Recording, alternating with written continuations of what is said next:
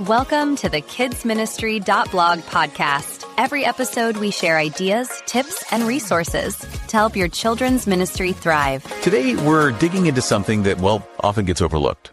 Kids ministry, but specifically in small churches.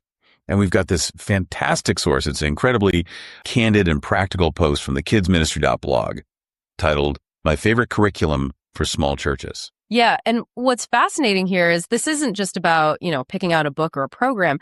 It's really about understanding how these small churches, which the blogger calls a different species entirely, how they actually make things work.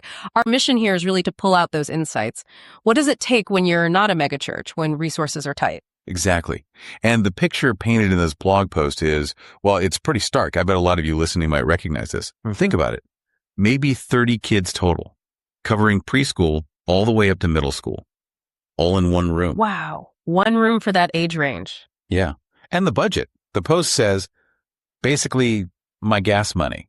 So non-existent. Volunteers, maybe a couple show up, kind of 5 minutes before we start looking confused. You can just picture it, can't you? That last minute scramble. Definitely. And it highlights that most curriculum, it's just not built for that reality, is it? Not at all. So given that, what does the blog say actually matters? What are the essentials? Right. So connecting this to the bigger picture, the post boils it down to a few key things. First, flexibility. Huge. It has to work whether you have 2 kids or 12 kids, ages 4 to 14, all mixed up. It's got to adapt to whatever master you're working with. That phrasing is just perfect. Adapt to the disaster. I love it. Okay, what else? Then there's volunteer simplicity. Yeah. This is crucial. Guides need to be super duper simple. We're talking about volunteers who are likely untrained, slightly terrified. Yeah. So clear instructions, maybe pictures, even scripts they can just read. Makes sense. Keep it easy for people stepping up. Exactly. And of course, the budget reality. It's got to be free or super cheap. That wins every time. Forget hundreds of dollars. Forget buying new craft supplies every single week. That's just not feasible. Right. And the last one. Prep time. Basically zero. Something you can quickly look over Saturday night while kids are finally asleep. It has to fit into real life, Not demand hours you just don't have. Okay, so flexibility, simplicity for volunteers, super cheap, and almost no prep. That's a tall order.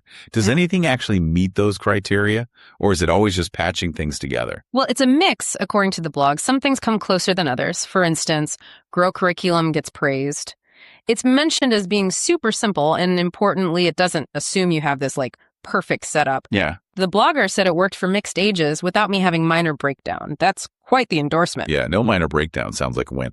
What about some of the bigger names people might know, like Gospel Project or Orange? Good question. So Gospel Project is described as traditional but solid for actual Bible teaching, which is great.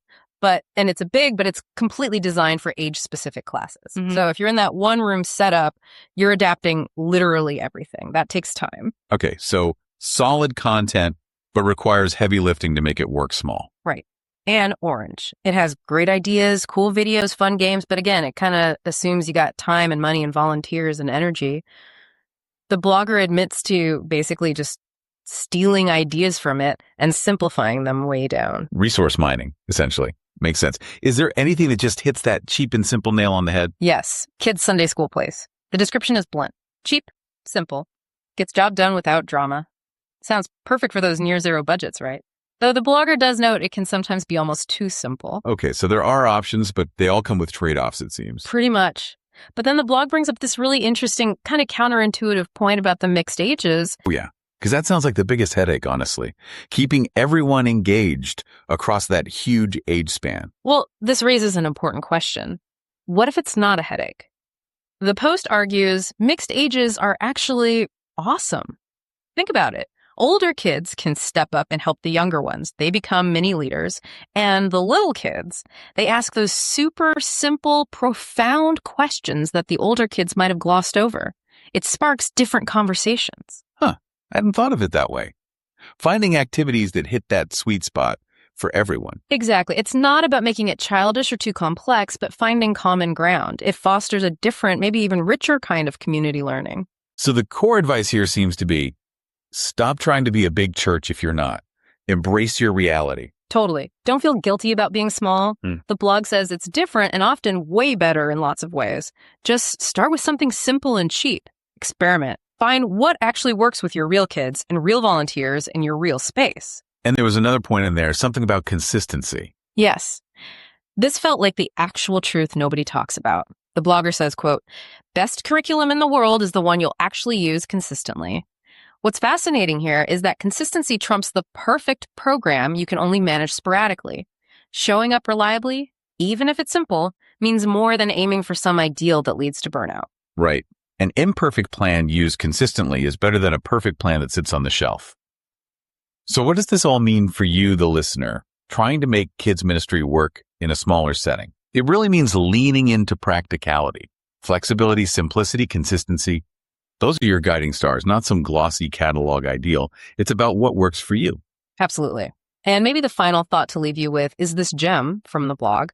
Sometimes the best lessons happen when everything goes completely wrong anyway and you just wing it.